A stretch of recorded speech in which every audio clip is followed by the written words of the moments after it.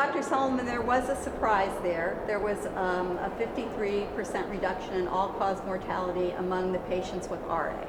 How can you explain that? Yeah, so you're absolutely right. It was a surprise finding that patients taking naproxen compared to those taking Celecoxib had about a 50% reduction in all-cause mortality, only seen in the RA group, not seen in the OA group. This turns out to be 30 events in naproxen, 15 events in Celecoxib. So it's a relatively small group of events, and I think that we have to be careful about drawing very broad conclusions about relatively sparse data, but it's something that I think Dr. Husney and I will want to follow up, understand what the causes of death were in those two different treatment arms, understand if there were patterns, and then I think we'll take those findings to some observational data, because fortunately or unfortunately, there's never going to be a randomized trial the size of Precision to nail down this issue.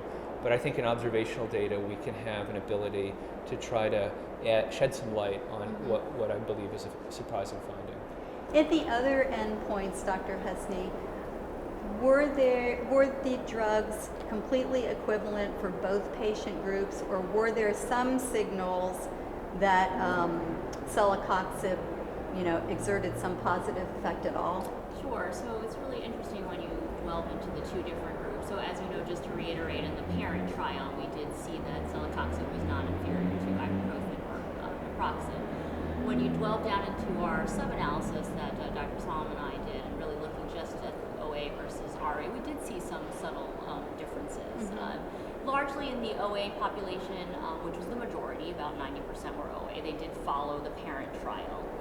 Surprisingly, in the renal events that we saw in the osteoarthritis group, that ibuprofen did have more renal events. Interestingly, in the RA group, they were all very similar amongst the three, except for what Dr. Solomon just talked about in terms of all-cause mortality. So I think there are subtle differences when we go down to the sub-analysis group that I think will be could resonate with clinicians to help us make more individual choices. Yeah, tell me about that. How will you, and you, Dr. Solomon, employ these findings in your clinical practice? Is it enough to be a prescribing guide? So I think first off, Dr. Solomon and I talked about some of the surprising changes.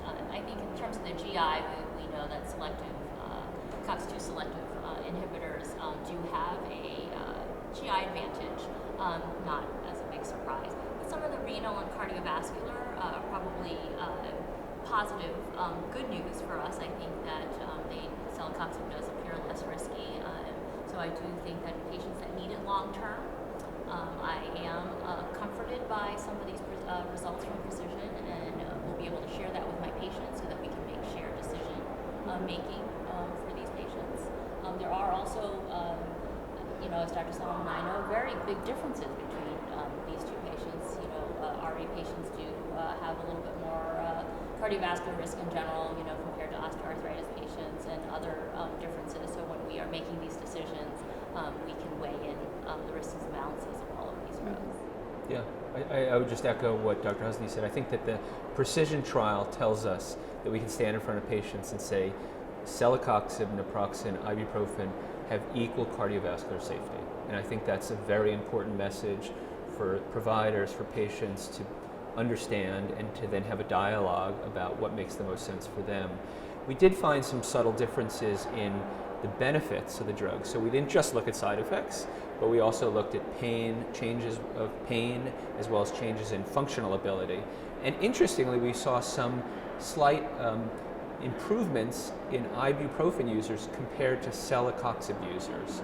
And what I always tell patients is that there's subtle differences between all these agents, that patients respond differently to them, and that we need to individualize it, but I don't know how to predict at the outset which they're going to respond to better. So I often will start with one, we'll dose it appropriately, we may increase the dose slightly, we'll see, I'll see the patient back in 6 weeks, we'll dialogue, how's it going, and then we'll adjust dose or change agent. And we know, and the Precision tells us, is that patients respond differently as far as the benefits go to different agents.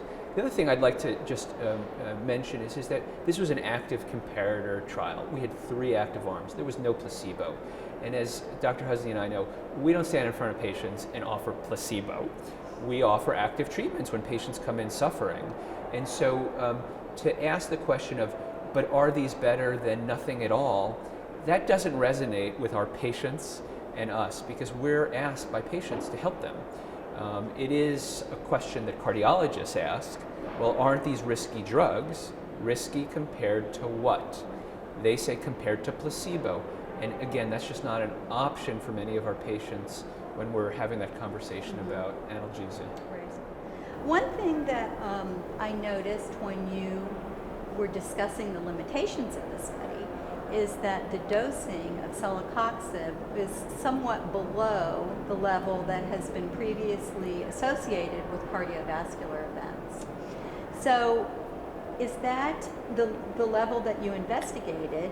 Is that the dosing that you most typically use in clinical practice? So you think this reflects reality, what you're really seeing in with your patients? Yeah, the doses of celecoxib that were used in the trial were the doses that are FDA approved for osteoarthritis and rheumatoid arthritis. In rheumatoid arthritis, just to emphasize, they were able to ramp up to an RA dose, which is a little bit higher at 200 twice a day. However, both those doses are still lower than the trials that you were mentioning, where they would go up to, upwards of 400 to 800 milligrams. And those were used for different indications. So just to try to bring it back, the precision trial were using dosages that are approved for osteoarthritis and rheumatoid arthritis. Yeah, I think that, but it's a very important question, and I know it's one that Dr. Nissen got asked yesterday at the AHA, is did you dose these drugs equivalently? And again, as I think Dr. Husney said, these are 90% of chronic prescriptions for celecoxib are at 100 twice daily, full stop. We know that. We know that patients do go up to the 200 BID. 50% of patients in precision who had RA went up to 200 BID, and we still saw equivalency across the drugs. So I think that we could argue about whether we should have started at different dosages. I think those are reasonable questions, but in some ways this is a very practical trial. This tells us what we should go do when we're talking to patients. There's some scientists who will argue about the COX inhibition at different dosages, and those are, we have not answered all the questions. Those questions will continue to be asked in the lab in smaller populations, but we answered a clinically relevant question in a very robust population. And it sounds like the bottom line is that doctors can be reassured and patients can be reassured. Yes. Yes, I like that. Agree. I'll mention one subtle issue that you could see in the data is that, as we've seen before in a lot of observational data, the risk of the outcomes, cardiovascular, GI, renal, all-cause mortality, are higher across the rheumatoids than the patients with OA. And I think that that's an important message to get at. That patients with RA have severe joint disease, but unfortunately they suffer with a variety of comorbidities. The GI, renal, cardiovascular mortality that is a bit higher than patients with other forms of arthritis. And that's something that may have played into the effects of the drugs, but it's also a broader issue for rheumatologists and the patients we treat.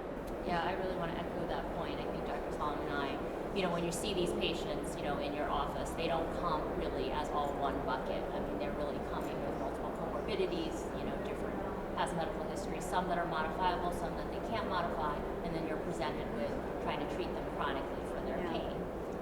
And now with the precision results, I think we have a little more confidence about the choices we can make.